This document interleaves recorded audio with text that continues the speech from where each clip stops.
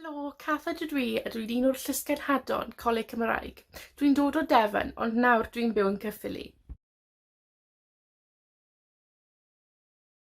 Dod o gefndir aliaeth, yn felly, dysgais i Gymraeg trwy ysgol a wedyn gwneud lefel A yn Gymraeg. Ond nawr dwi'n gwneud fy gwrs brifysgol yn dwy-ieithog. Es i ysgol Cymraeg am ffytigau a wedyn es i Coleg Gwent i wneud fy lefel A. Nawr, dwi'n astudio addysg gynradd gyda SAC yn Met Caerdydd.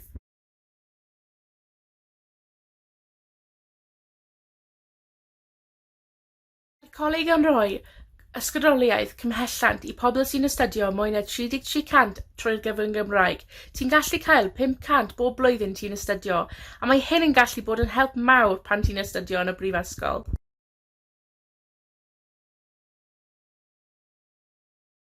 Dwi'n caru defnyddio fy Gymraeg gyda fy rainbows bach trwy gylgaidyn. Mae nhw'n mynd i ysgolion Gymraeg, felly dwi'n caru defnyddio Gymraeg gyda nhw. Hoff eiriau Cymraeg ydy pilipala neu mwnci. Yn y gorffennol, roeddwn i'n mor nyrfys i defnyddio fy Gymraeg o flaen unrhyw un, ond nawr dwi'n eitha hyder i siarad gyfer Gymraeg, ond paid â phoeni, mae rhaid cofio mae'n iawn i wneud cymeriadau, achos mae pawb yna i helpu ti.